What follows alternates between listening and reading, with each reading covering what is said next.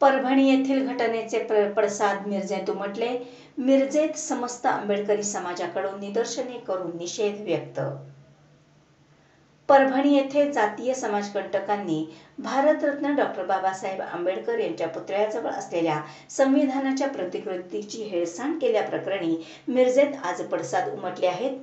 परभणी येथे झालेल्या घटनेचा मिरजेत भारतरत्न डॉक्टर बाबासाहेब आंबेडकर यांच्या स्मारकाजवळ समस्त आंबेडकरी समाज सांगली जिल्ह्याच्या वतीने निदर्शने करून निषेध करण्यात आला। संविधान हे एका जाती धर्माचं नसून ते सर्व जाती धर्मांच्या लोकांचं असून फक्त दोनच समाज रस्त्यावर का बरे उतरत आहेत, बाकीच्यांसाठी हे संविधान मोलाचे नाही का, असा सवाल देखील यावेळी डॉक्टर महेश कुमार कांबळे यांनी केला आहे। बौद्ध आणि मातंग समाज सोडला तर कोणताही समाज रस्त्यावर नाही। अजूनही काही समाजांना वाटतं की बाबासाहेब बौद्धांचेच होते, ही गोष्ट निंदनीय आहे। भारताचे संविधान हे बाबासाहेबांनी सर्व जाती धर्मांसाठी लिहिले आहे, तर परभणी येथील आंबेडकर समाजामधील ज्या मुलांवर केसेस टाकल्या आहेत त्या तात्काळ मागे घेण्याची देखील मागणी यावेळी मिरजेतून आंबेडकरी समाजाने केली आहे। गेल्या 2 दिवसांमध्ये परभणी येथे विश्वरत्न बोधिसत्व डॉक्टर बाबासाहेब आंबेडकर यांच्या पुतळ्यालगत असणाऱ्या भारतीय संविधानाच्या प्रतिकृतीची काही समाजकंटकांनी मोडझोड केली, नासधूस केली आणि त्याच्या निषेधार्थ परभणी येथील समस्त आंबेडकरी समाजानं रस्त्यावर उतरून त्याचा निषेध केला।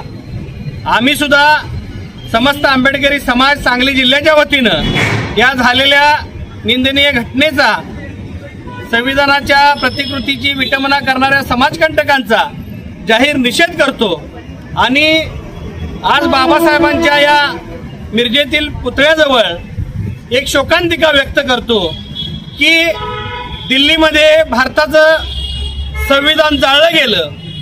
आज महाराष्ट्रामध्ये भारतीय संविधानाची विटंबना केली जाते, मोडतोड केली जाते, पण याच्या विरोधात निषेध नोंदवायला फक्त बौद्ध किंवा मातंग समाजच हा रस्त्यावर उतरतो।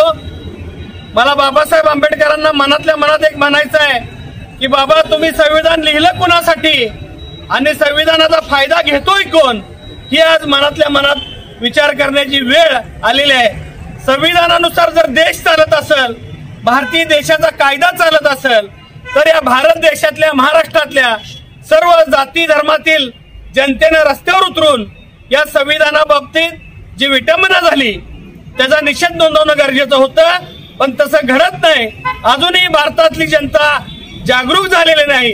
या भारत देशातल्या बौद्ध आणि मातंग समाज सोडून इतर सर्व जाती जमातींना असं वाटतंय की बाबासाहेब आंबेडकर फक्त बौद्ध समाजाचे होते, भारताचं संविधान हे फक्त बौद्ध समाजासाठी, मातंग समाजासाठी आहे आणि काय झालं तर त्यांचं त्यांनी बघून घ्यावं, त्यांचा त्यांनी निषेध नोंदवावा, ही बाब निंदनीय आहे।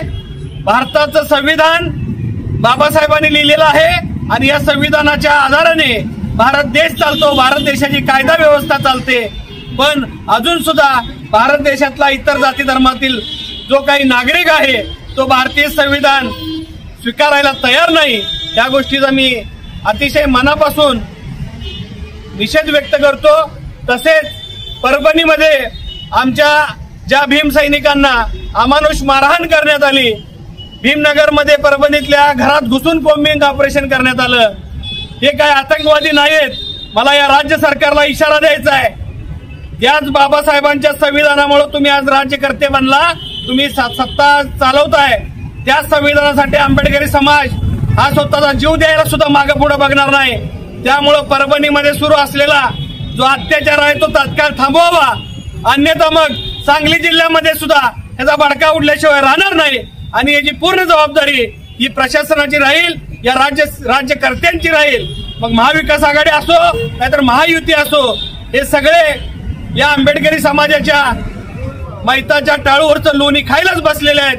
त्यांना बाबासाहेब आंबेडकरांशी काही देणं घेणं नाही, भारतीय संविधानाशी काही देणं घेणं नाही। त्यामुळं परभणीमध्ये आंबेडकरी समाजातल्या आमच्या तरुण बांधवांच्यावर जे गुन्हे दाखल करतायत ते तात्काळ थांबवा, ते गुन्हे मागे घ्या। भारताच्या देशाच्या संविधानासाठी त्या तरुणांनी रस्त्यावर उतरून निषेध केलेला आहे। त्यामुळं माझी या राज्य सरकारला आणि गृहमंत्र्यांना विनंती आहे, परभणीमध्ये जाती हिंसाचार होऊ नये यासाठी प्रशासनाला आपण सतर्क करावं। आंबेडकरी अनुयायांच्यावर कुठलाही अन्याय अत्याचार करू नका, अन्यथा सांगली जिल्ह्यामध्ये सुद्धा समाज रस्त्यावर उतरल्याशिवाय राहणार नाही, अशा पद्धतीचा इशारा देतो आणि थांबतो। जय भीम, जय भारत, जय शिवराय, जय महाराष्ट्र।